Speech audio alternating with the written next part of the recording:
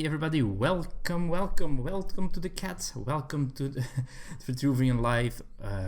It is May 4th, May the 4th be with you, Star Wars Day.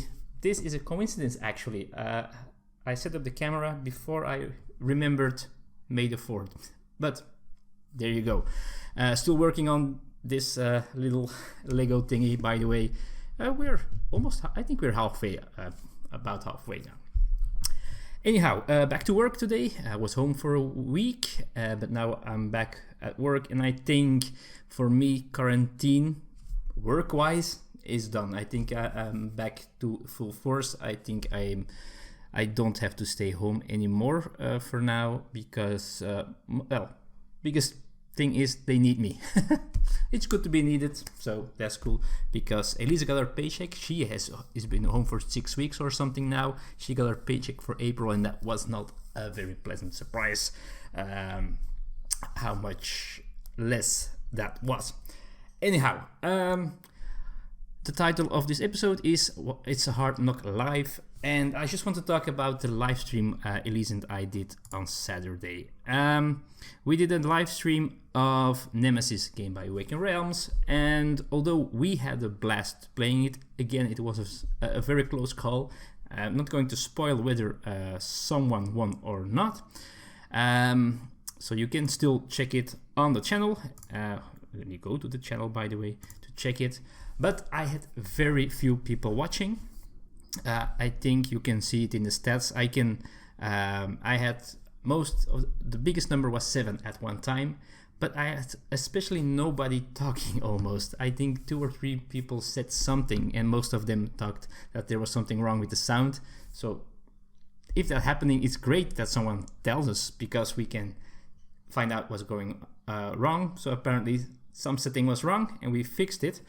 But very low number of people watching, and I'm just curious why. And I've never been someone who does a lot of playthroughs, a lot of live streams, because technology was being not my best friend. But that has been figured out, that has been improved now, so I could do more of them in the future. But it also has to be worth it, because I spent so much work in this live stream, because I photographed all the cards that might show up during the game, so I could show it on screen while doing the live stream and all that stuff. So there was a lot of work into it, and not a lot of viewers. Now, I'm not blaming anyone. I'm just wondering how that, what's the origin of that? What's the cause of that? So let me know, what do you expect from a live stream? Do you expect it to be announced long time before, short time before, multiple times? Do you like to be spammed with, hey, I'm going online in 5 days, hey, I'm going online in 4 days, in 3 hours, 2 hours, 1 hour? Do I have to do that more? Let me know. Was it the game that I chose? It's Nemesis, although I think it is a very interesting game to watch with a lot of things happening. Is it not the kind of games you like to see? Maybe you like to see shorter games, or I don't know. Let me know. Was the time, the moment when I did it, not so good? We did it at 8:30 p.m. We started here in Belgium. I think it's a 6 or 7 hours difference with the United States, so it's somewhere early afternoon there. I know it's more difficult for people in Australia and those areas. That's in the middle of the night, I know. But for people here as well, it was not that strange of an hour, in my opinion. So should I change something there? Or was it because it was on the Saturday that people do other things? But on the other hand, it's quarantine, people are at home, people do have a lot of time. So I'm curious to see or to hear what you think, where we are going, what I'm doing wrong. Especially when you see if you have more than 1,400 subscribers, and at the peak of an online live stream you have 7 people watching. it's a little bit low, that number, and effort and reward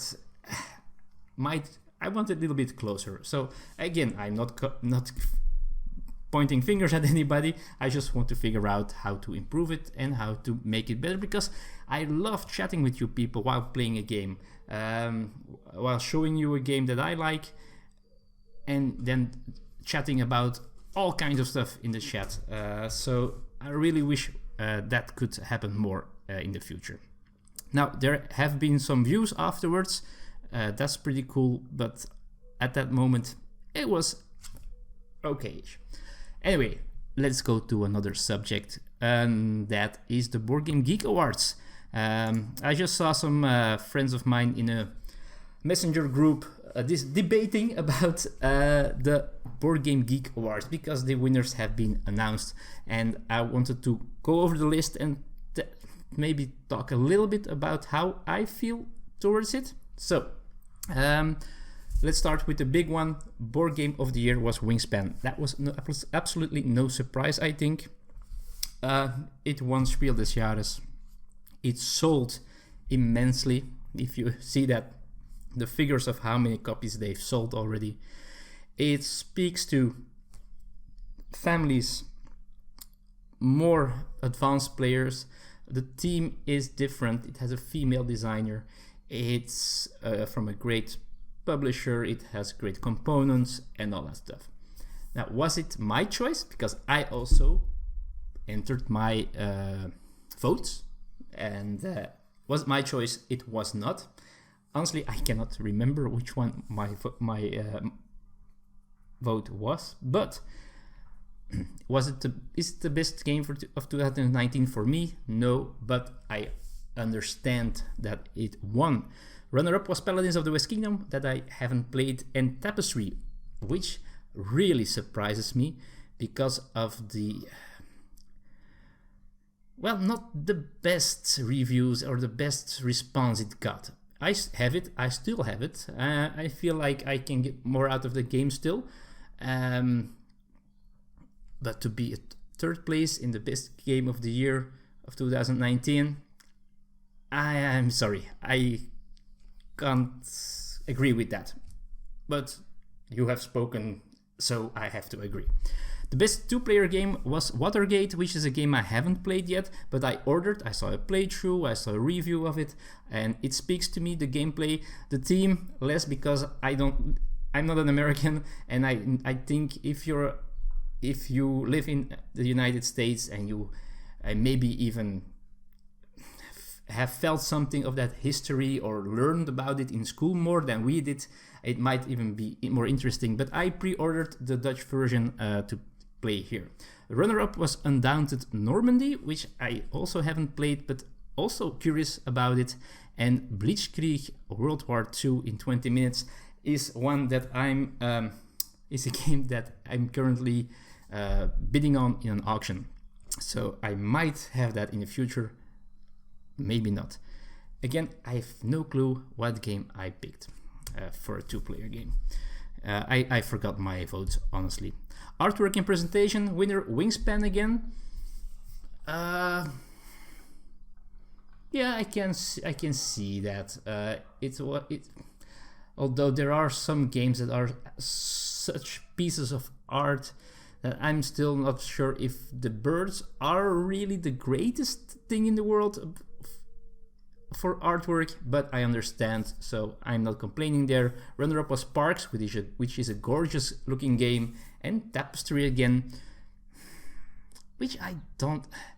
There's not that much artwork, right? You have you have the cards, and you have the what we call it, the factions, but it wasn't my pick either, I guess. But okay. Best card game, Wingspan. Yeah, if it's the best game of the year, then it's also the best card game because it is a card game. Then we have The Crew, which I haven't played yet. I pre-ordered the Dutch version. And Marvel Champions, the card game, which was also in my top 3, I think. I think I voted for Empires of the North. That was my pick. But I'm a little bit biased, maybe, because my connection with Portal Games. Best cooperative game was The Crew. Again, haven't played it yet. Looking forward to. Marvel Champions, the card game, and Lord of the Rings: Journeys in Middle-earth. I think I put Horrified in there somewhere as well, in the top 3, I think. But I think they're pretty decent choices. Still surprised by Lord of the Rings, which also didn't get that great reviews when it was released. But apparently it grew to people, and people are liking it more and more. Expansion. Wingspan, the European expansion, which is cool for me because I live in Europe, so I was looking forward to a European expansion. But for me, the game didn't change at all. It wasn't game changing, or it didn't add enough. Now, I like expansions that just adds more to the game and doesn't change too much. That's true. For example, games like Eldritch Horror and that stuff. But with a game that already has some randomness because of the big pile of cards, just adding more cards and one new mechanic or mechanism, however we want to call it, that doesn't make it, for me, the best expansion of 2019. I think there were better. The runner-up was Quacks of Quedlinburg, the Herb Witches. Haven't played that expansion yet. And the Turmoil expansion of Terraforming Mars. Again, I think, and again, I'm biased, take it with a grain of salt, but I feel like games, for example, like Empires of the North, who get new factions that completely play different in an asymmetrical game, add completely new ideas. I think those expansions really deserve more praise in these types of awards. Best family game, Wingspan, was to be expected. It does very well in families, so why not? Then we have runner-up Azul Summer Pavilion. Haven't played it, don't really care about it. I do own the original Azul, and apparently I don't play it as often as I thought I was after my first couple of plays. I just don't play, and I don't feel like another version of it. And then runner-up Tiny Towns, which I really liked, but the people I mostly play with didn't, so I sold it. That's it. Innovative game, Wingspan. No, sorry, I cannot agree with that. It's just not an innovative game, right? It's a tableau building, engine building game, and that's about it. And I don't want to say that it's a bad game. I like it. I have it in my collection. I bought the expansion, so I like the game. But to be the most innovating game of 2019, not really. Then I think maybe The Crew, Quest for Planet 9, which is a second place, might, even if I haven't played it yet, has smarter ideas, does something else, something new. So yeah. Then the runner-up was Wavelinked, which I haven't played yet. I haven't seen it here in Belgium yet, honestly. Maybe I'm waiting for a Dutch version to arrive. Which was also the best party game of 2019, Wavelinked, so cannot tell you anything about that. With runner-up Letter Jam and Men at Work, have no clue. I haven't played any of these 3 games at all, so I cannot say anything about this. Now, I'm not going to talk about print and plays, because I don't play print and plays, because I'm too lazy to print and cut and do whatever, all those things. Best solo game surprised me again was Wingspan, and that really surprises me, especially with a runner-up like Marvel Champions in there. Marvel Champions, I think, should earn this title, but apparently Wingspan is so immensely popular that people just vote for Wingspan whenever they see the name. I'm not complaining, but and then the runner-up was Twice as Clever, which I think I only played solo once.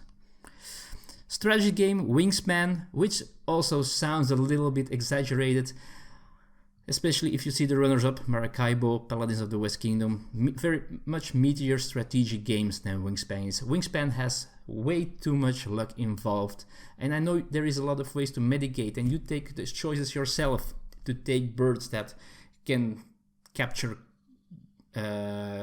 birds with a small wingspan and all that stuff. I know there is a little bit push your luck in there, but that makes that just doesn't feel as strategic as some other games.